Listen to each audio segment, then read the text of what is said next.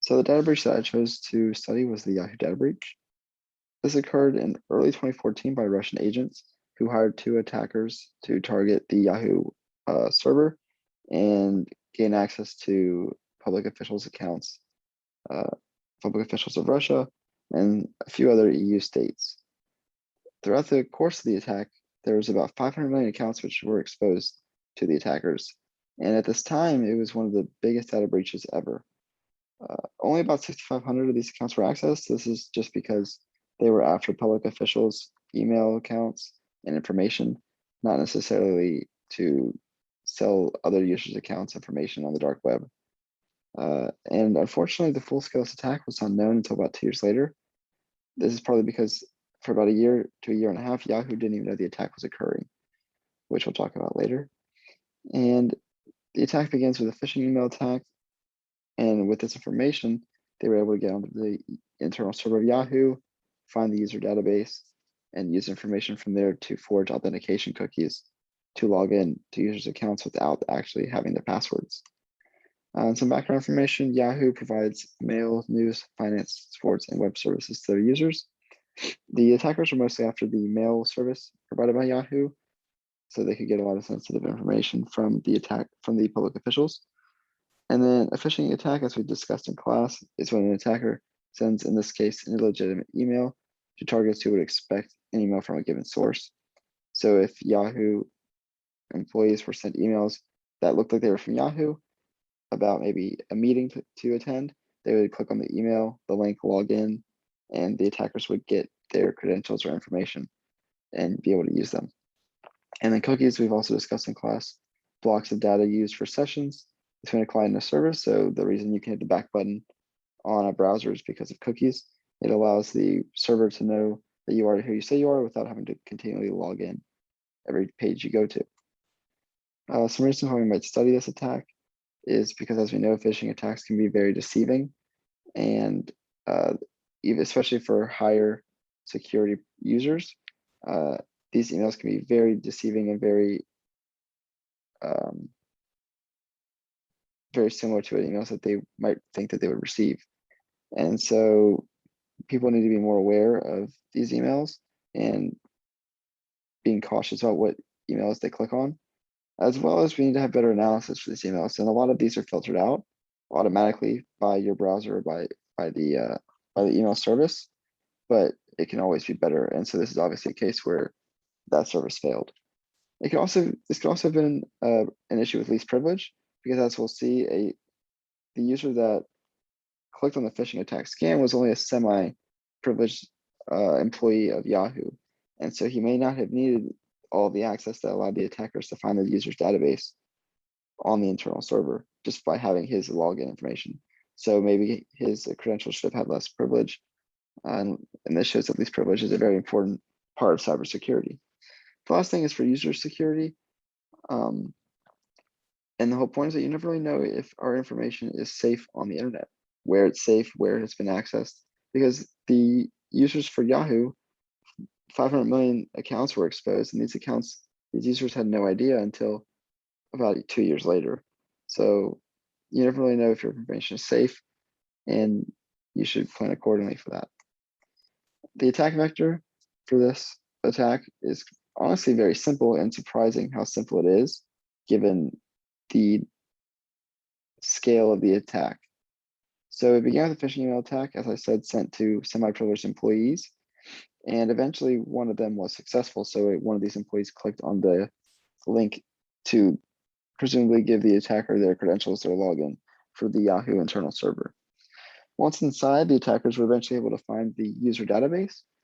This included information that they were able to gain, such as username, recovery emails, challenge questions, things such as this. They weren't actually able to get the passwords themselves, were able to decrypt the passwords that were on their database.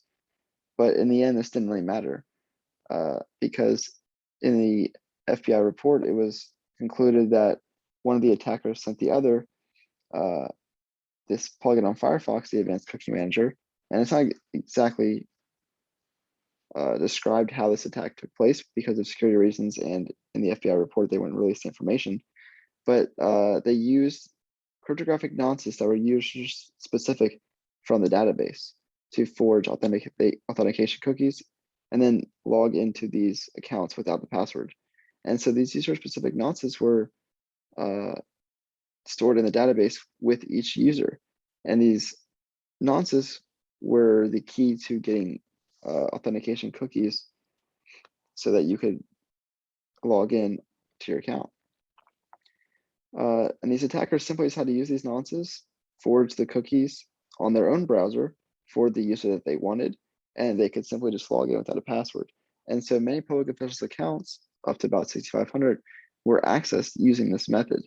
And the attack vector is not very complicated, getting a simple phishing email attack that the employee clicked on to find the database and then using the information that was available to them from the database to forge the cookies.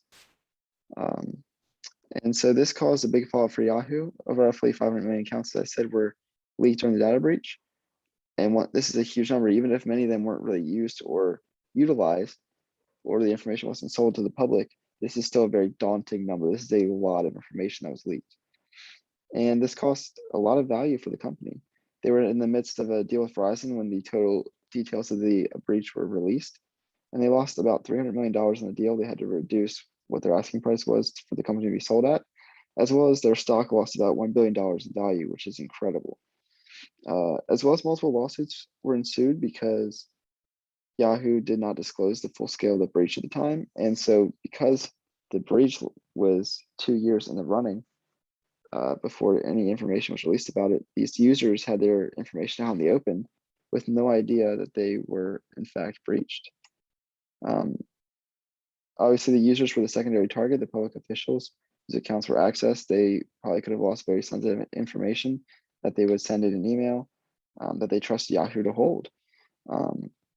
As well as the information from the other accounts could have easily been sold in the dark web, their username, phone number, recovery emails, challenge questions, all this could have been sold to other attackers for future attacks. And then the tertiary harm was that the users felt much less secure using Yahoo servers, obviously, and many others most likely. It showed uncertainty in the security internet, so users might be less likely to put sensitive information onto sites, which makes, for some sites, unusable. And this is obviously terrible for the space of the internet because users just feel much less secure when putting information out there.